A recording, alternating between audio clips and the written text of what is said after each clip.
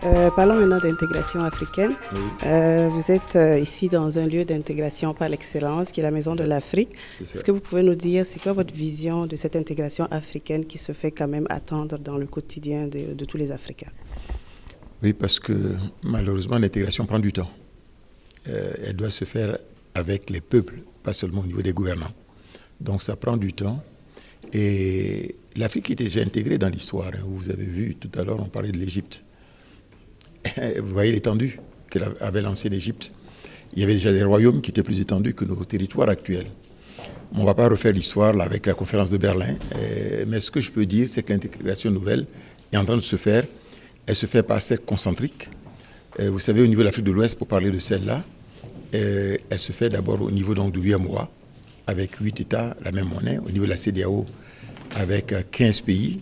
Donc l'UEMOA, c'est 100 millions d'habitants. La CEDEAO, c'est 300 millions d'habitants. Et vous savez qu'il y a 5 zones économiques au niveau de l'Afrique.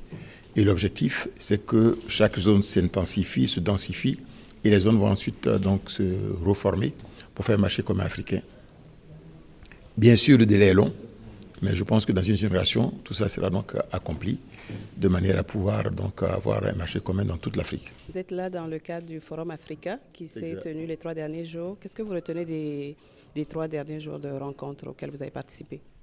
Je dois d'abord dire que nous avons été heureux d'être à nouveau ici à Montréal, 17 ans après, et que je voudrais me permettre à nouveau de féliciter monsieur et madame Gerba, qui ont vraiment, disons que bien organisé ce forum 2013, permettant donc à 16 pays africains donc, de participer à cette rencontre.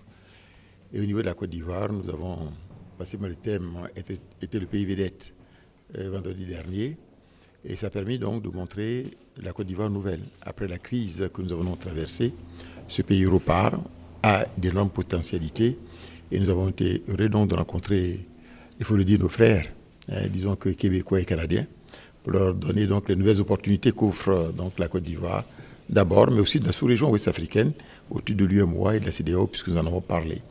Et je pense en fait que ces genres de rencontres permettent, disons que, non seulement donc de tisser des liens donc, d'affaires, mais aussi de fraterniser. Je crois qu'il faut pouvoir aider les promoteurs à aller de l'avant et que ça devienne un événement donc très très fort. Je termine en disant donc, que nous allons nous retrouver donc à Abidjan, donc du 29 au janvier au 1er février prochain, 2014, pour un forum d'hommes d'affaires du monde entier, avec à peu près 3000 participants. Voilà.